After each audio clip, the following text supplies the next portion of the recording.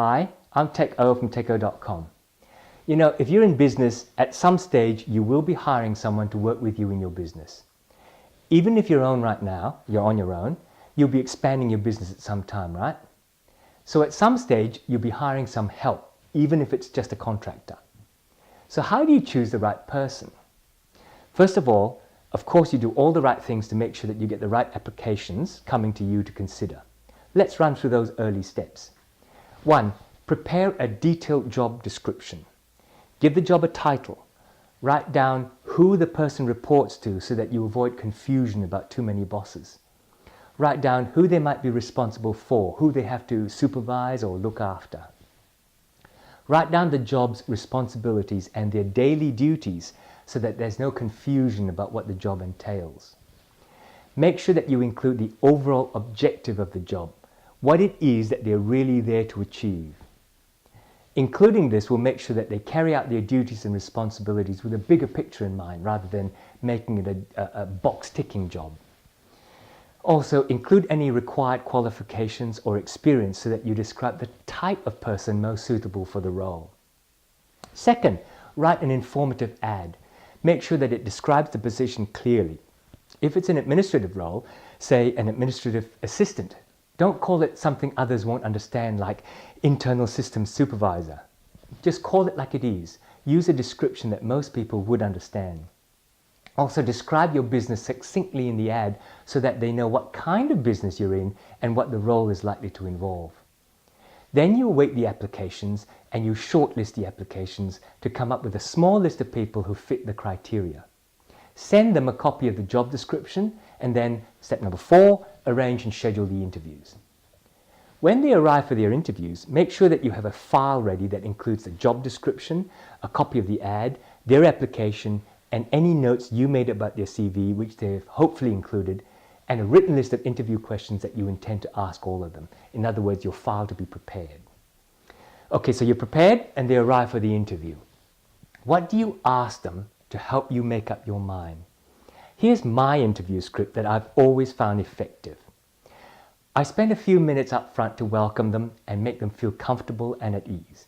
You want them relaxed enough to be giving you their best and hopefully real personality on show. Ask them up front to show you evidence of their qualifications and so on that the ad stated was required. Let's get that out of the way and make sure they're telling the truth about that in their applications. Next, ask them a series of questions that reveal if they can do the job that they're applying for. The type of questions I ask here are things like questions about their previous experience in a similar position. Find out what they did and how they did it to compare with the required ability and capability for this job.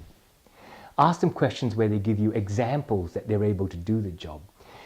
For example, ask them how they handled a specific task or problem that the role you have for them might have to cope with. Ask them questions that will test their knowledge of the systems, procedures, and tasks that are commonly used in the job. For example, if they're applying to be your QuickBooks bookkeeper, then ask them to show you on the computer how you enter some standard transactions so you know that they actually know how to use the software. This series of questions first make sure that they can and that they have the basic skills to do the job. If they can't convince you of that, there's no point going any further. The next series of questions is to see if they will do the job, if they have the right attitude about what they have to do. These are questions about their ambition. Where do they see themselves in a few years' time? These questions tell you if they have the motivation to do a good job in your company.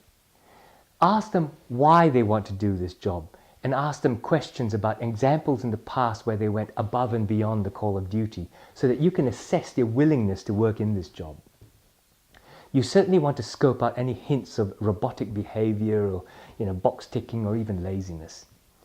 If you get a good sense after that series of questions, then ask them a series of questions next to see if they will do the job here. In other words, will they fit in?